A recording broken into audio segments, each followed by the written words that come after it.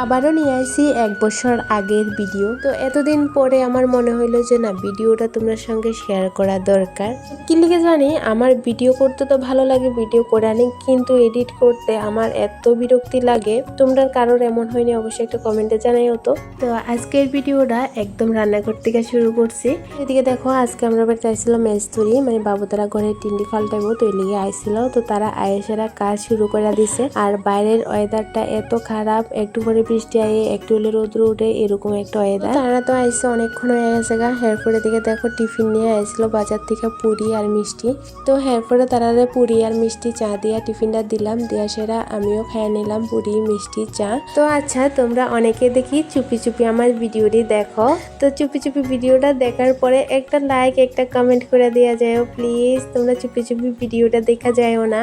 এদিকে ঘরে টিন মারা কমপ্লিট হয়ে গেছে গা। আর এখন আমি উঠানটা সুন্দর করে ঝাড় দিয়ে লইতে আছি। আজকের ভিডিওটা এই পর্যন্ত, দেখা হইব পরের আবার একটা সুন্দর ভিডিওতে। টাটা।